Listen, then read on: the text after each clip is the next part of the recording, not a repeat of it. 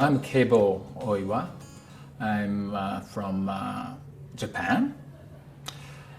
I have been involved in this localization movement many years. To me, this is, one of the most important parts of my life as an activist. I believe in localization. I think that's the way to go. To me, what we are experiencing now is not just an ecological disaster, but it's a cultural disaster. It's not only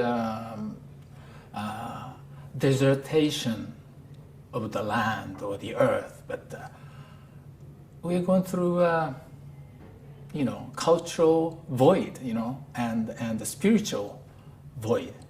It's a crisis. I mean, this void is killing us. We were a kind of champion of westernization, Americanization, and globalization. And people tend to think that Japan is the, champion and the winner of this process. We are well-to-do, we are wealthy, and very successful. This success came with tremendous, horrifying loss. And that's what I mean by cultural desertation. We're going through this spiritual crisis. Our children are harming themselves, or isolating themselves. They kill themselves, and adults too. I mean, they don't know what to do with the situation. And of course, life is becoming harder and harder. The gap between the rich and poor, widening ever. And poverty is really increasing rapidly. But on the surface, everything is fine. It's well controlled by education system, media, and people still buy this, notion or illusion that everything's working all right. We are one of the global, leaders. Japan is so rich culturally in ecological wisdom. It's, to me, a Japanese version of Gaia theory. Not only humans, but the insects and trees and the grass and animals, and even earth itself, soil itself, is regenerating itself. It's alive, and it has its own intelligence, and it's always generating and regenerating itself. We have to dig in, and we have to rediscover these sort of indigenous cultural keywords to guide us. Many people are lost. We are so urbanized for a long time. Now, like more than 90% of people just live in quite big cities. And elites, wealthier people, they rush to this high-rise, apartment buildings. They call it smart city or compact city, That's their version of localization, But anyway, in that sense, it's the situation is really bad. I don't deny that. But at the same time, there's a very strong trend now among the younger generation to leave all this story, this framework. Sometimes physically going to the countryside, but sometimes rebuilding communities in the city. And they've got some sort of central themes. And one is food. Food is a very, very important part of Japanese culture. And we have lost a lot. like Americans, when they came as the occupational force after the war, they really deliberately tried to destroy Japanese food, Japanese cuisine and Japanese habit of eating.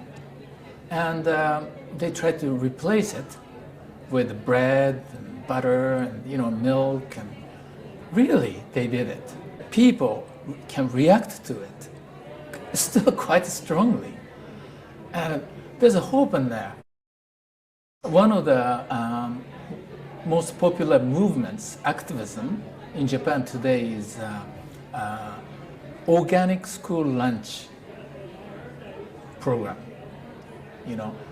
Throughout Japan, and then last year, was it? Yeah, last year, 40,000 people gathered for a meeting. I mean, that's very unusual, these days. It's massive. And these people are all very, very keen, and they are activists, not just spectators.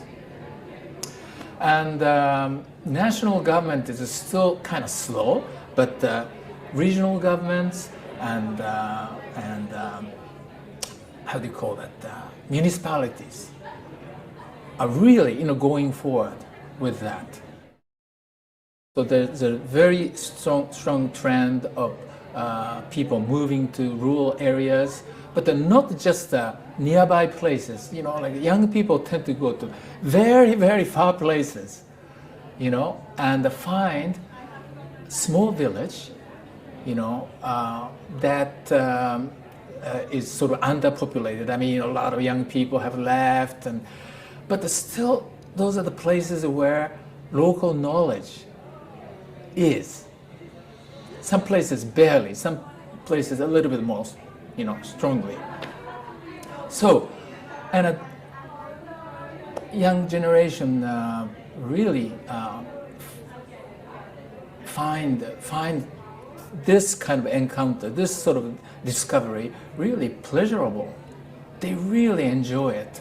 And by living there, moving there, they start to really create a new sort of cultural resurgence, On education too, Japanese have been very, very keen on education.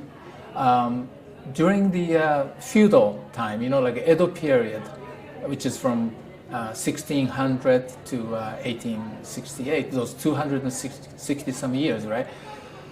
I think we are the first in the world to come up with schooling, not setting up a school, but like people, like children will go to places and start learning, right? So we were the most literate people in the world at that time, right? Anyway, so we are still concerned about the education, and the education is really became so competitive, as like examination system, and children are really suffering, and many kids refuse to go to school. So there's a strong kind of a free education movement in Japan, right? So agriculture, education, many places they are combined. There are schools now, new schools that combine, that include the farming practices as part of a curriculum.